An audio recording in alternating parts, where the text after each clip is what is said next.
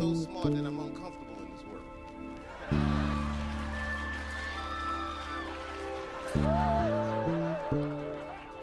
And I'm scared to live.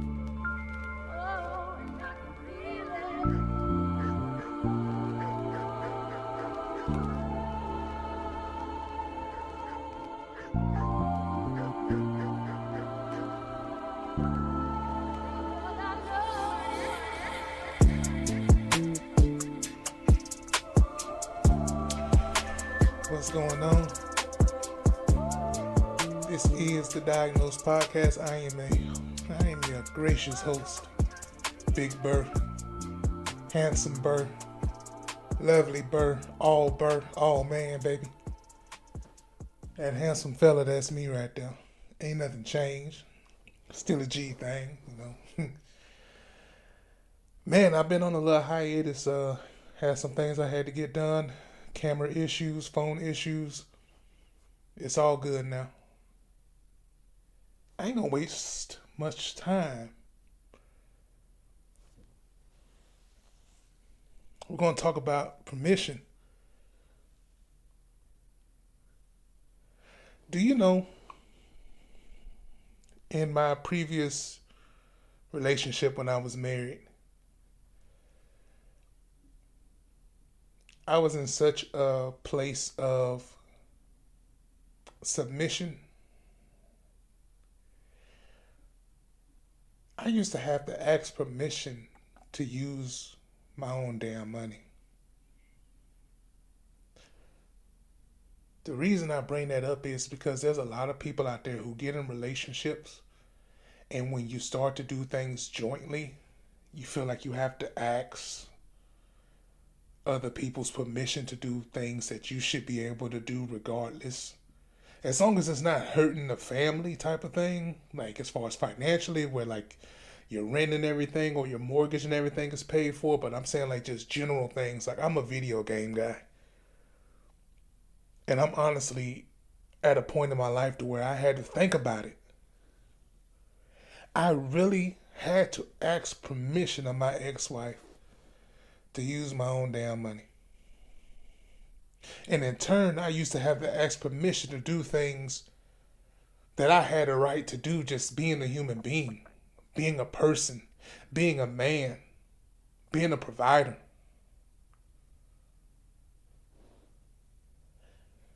It's crazy how many people feel that they are subservient to people and have to wait for their permission in order to do certain things. I lived that way for a long time. I used to sit and wait for the okay to live my own life.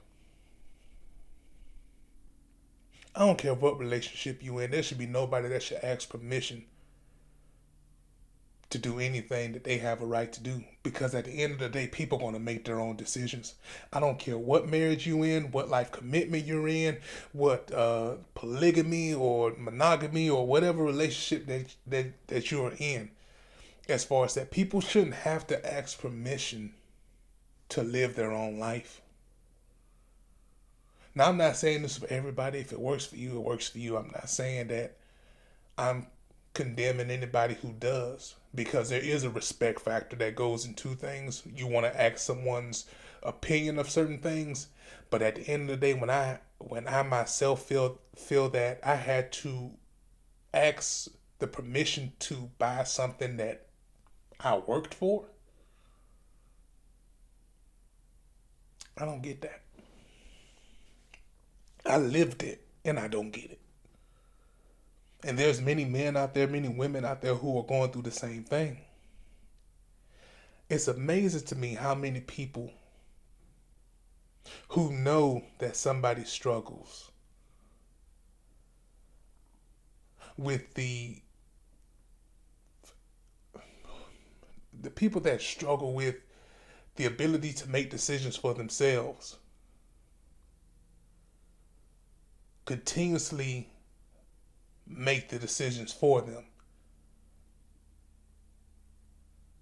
And if they step out of line of that decision, it's an issue. When the Xbox Series X came out, I've always been an Xbox guy, but I double dabble in the PlayStation 2 as well. I like both consoles. I asked my ex-wife at one time. I made it sound like I was a child, asking for permission to buy a video game. Granted, at the time I had about 14,000 in savings, about 3,000 in checking. I had to make it seem like I had to pay it back as if it was a debt that I owed to the family or owed to the household. And I'm not saying that this is an issue that falls directly on her at the time. That was mine. I was asking her permission to spend money that I earned, that I fought for, that I went to work for. And it's not even about money now, I think about. It's just in general. Permission to live your life. I said in the last episode that you got to understand that when you make the decision to choose yourself, it comes with consequences. There's a price to be paid when you choose yourself. And anytime that you do that, you got to realize as well that the other side of that, it ain't going to flow the way that you think it is. I used to wait on people to do right by me. I used to wait on people to see me. I used to sit in situations where I wanted to basically crash the fuck out. I don't even like using that term, but like literally I've been waiting for moments to where I wanted to crash out, but I wanted to hold my mule, the old term. I wanted to hold my mule just to see what will happen if I just stayed patient. And then I realized while I'm up there trying to stay patient, I always looked for somebody to give me the okay to do otherwise.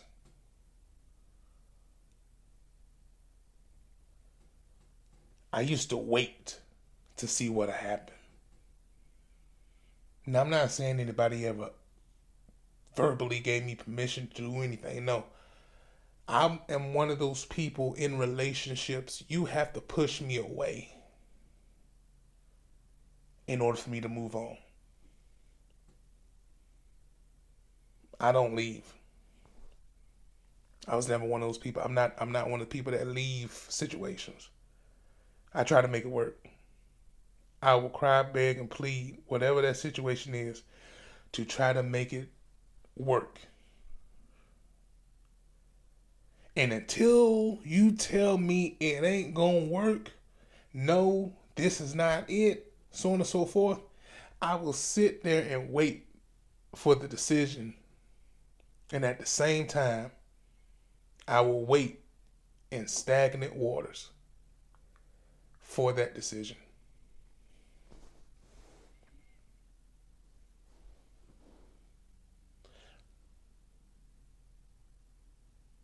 When you make decisions in life, it's not always going to be great decisions. Sometimes I have a fear of making big decisions that could change the course of my life all the time. My therapist asked me, has being who you always been benefited you? And no, the fuck it hasn't. Being who I've always been has not benefited me at all. I would sit and wait like a fucking puppy for someone to say it's okay, do this. It's okay, go there. It's okay, do that. I'm trying to stop cussing, but I ain't gonna lie, I'm getting a little emotional thinking about it. Just the fact that I literally worked for years. I've been working jobs since I was like 13 years old. Honestly, since I was 16, I've never been fired from a job. I only left it. Any job I've left that came to a point to where like they wasn't giving me what I wanted and they said no, it's not gonna happen. Okay, then I moved on to something else. I had to basically be told it's not gonna work. Okay, now that you done told me that, now I'm about to move on. Stayed at places longer than I should have. And sometimes when you stay in places longer than you should have, you're missing out on life that you could be living.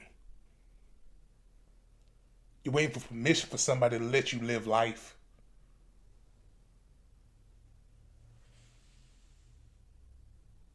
I lived like that for 20 years. I'm only 34. And the decisions that I'm making now not only affects me, but affects my little boy. And I only want the best for him. And I'm realizing the best for him is for me to be the best for me. I live because of my son. I don't live for my son. I'm preparing him to live life outside of me one day. And God knows I hope that I make it to that time. I can't predict the future. But I want him to see a happy, healthy daddy. A fulfilled father. Somebody that can teach him how to be able to navigate the big decisions without feeling like every decision that you make, you're going to end up being the bad guy. I hated being the bad guy. I always hated feeling like I was going to be the bad guy for making big decisions. I always wanted to be liked. And then always wanted to be liked, I get left alone.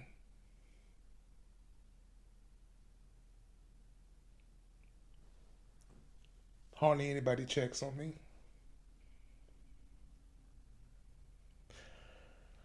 Hardly anyone really genuinely see about me. Not saying that they have to, but shit, I'm not one of those type of people that like to be alone. I hate being alone. I'm content with being alone, but I hate being alone. That's the God honest truth. There's a lot of times where I've literally forced situations, even when I knew that there was no reason to keep fighting, but I kept holding out hope. I kept trying to stay patient. And at the end of every time that I've held out hope and tried to stay patient, somehow I ended up alone. I don't know why.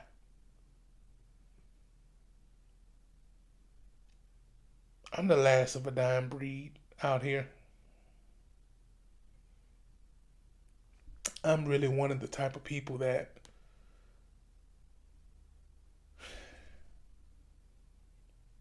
you're not going to find many people like me. I hear it all the time now. And the one thing that I feel like I missed on is the ability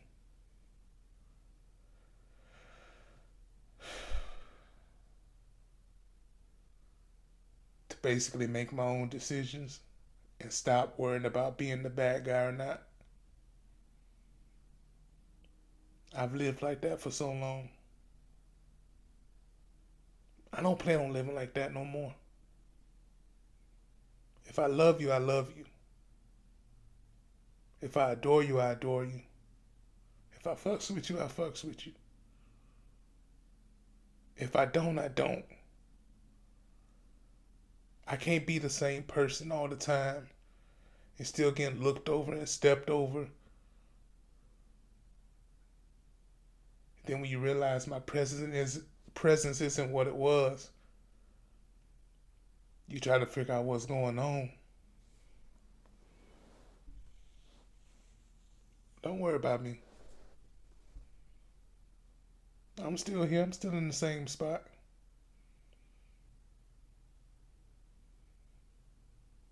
Mentally, I'm not the same. Mentally, I'm not available for you the way I once was. And that's not anger. That's not bitterness. That's not anything. That's just me conceding to the fact that I will be the bad man in someone's story.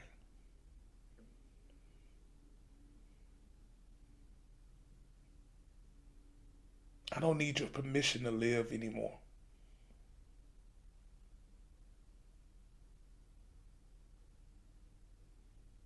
Those days are over. I had good times.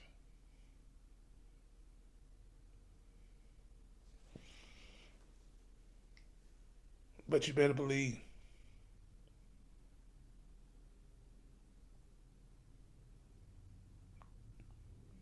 I'll never ask your permission again.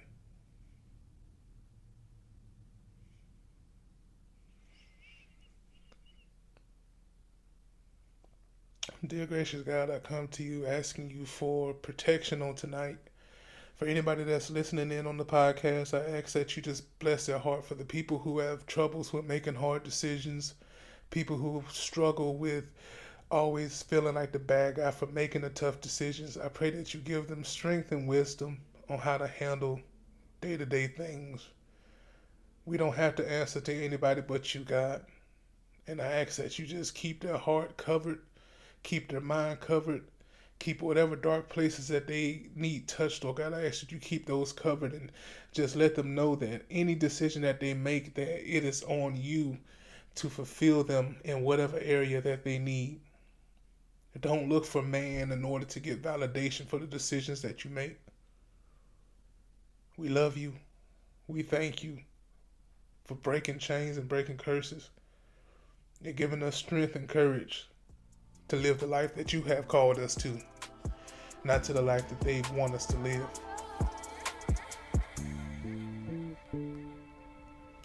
In Jesus' mighty name.